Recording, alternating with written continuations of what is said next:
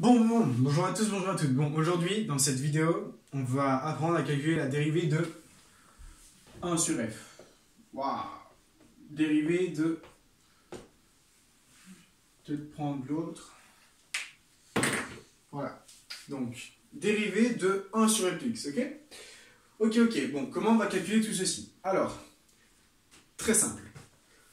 Dans la première vidéo... Ah non, ça je ne l'ai pas fait. D'abord, avant de faire ça, on va faire, par exemple, la dérivée d'une constante. Quelle est, par exemple, la dérivée de 3?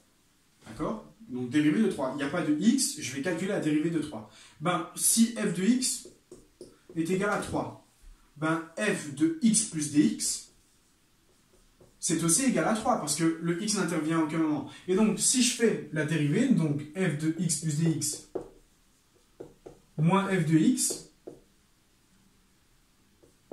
le tout divisé par dx, eh ben, je vais avoir 3 moins 3 divisé par dx. Et donc 3 moins 3, ça me fait 0. Et 0 divisé par quelque chose, ça nous fait toujours 0. D'accord?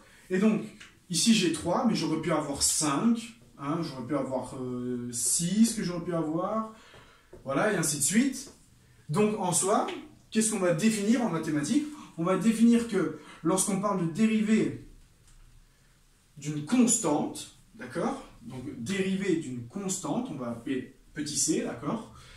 Et donc, qu'est-ce qu'on entend par constante? On entend par constante une expression qui ne dépend pas de x, d'accord? Ici, petit c, d'accord? Ça peut être n'importe quel nombre, 1, 2, 3, 4, 5, 6, 7, 8, 9, 10, d'accord?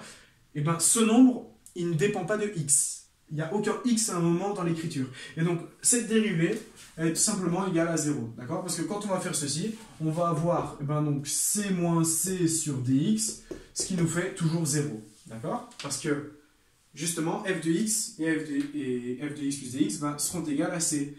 Parce que si x n'intervient à aucun moment dans les fonctions, les deux fonctions sont égales à c. Voilà. Donc, dérivée d'une constante est nulle. Ok. Maintenant, petite manipulation.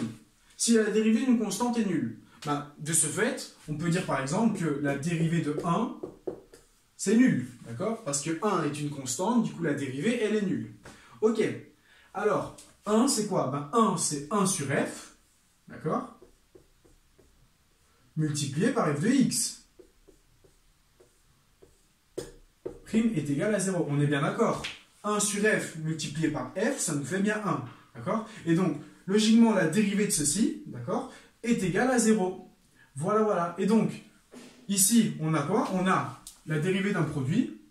Et je sais que uv', c'est u'v plus, et donc uv'. D'accord? C'est la définition de la dérivée d'un produit. Et donc, je vais faire cette formule avec ce que j'ai déjà ici. Donc, je récapitule. La dérivée de 1, c'est 0. Et donc, je fais 1 sur f de x multiplié par f de x. La dérivée, c'est aussi égal à 0 parce que l'intérieur est égal à 1. Du coup, je fais ma formule. Et donc, j'ai u'. U', c'est la dérivée de 1 sur f de x. Donc, ici, c'est ce qu'on cherche. D'accord? La dérivée de 1 sur f de x. C'est ce qu'on cherche ici. C'est le but de cette vidéo. Calculer la dérivée de 1 sur f de x. Ok, et à ce moment-là, la dérivée de 1 sur f de x, c'est u', je multiplie par v. Et v, c'est quoi? C'est f de x. Ok? Plus, et donc u, donc 1 sur f de x, multiplié par, et donc la dérivée de v, donc la dérivée de f de x. Donc j'ai bien la dérivée de la première fois la deuxième, plus la première fois la dérivée de la deuxième. Et donc le tout est égal à 0, par définition, parce que ici, la dérivée d'une constante est égale à 0. Ok, à ce moment-là, je vais isoler mon 1 sur f de x', d'accord?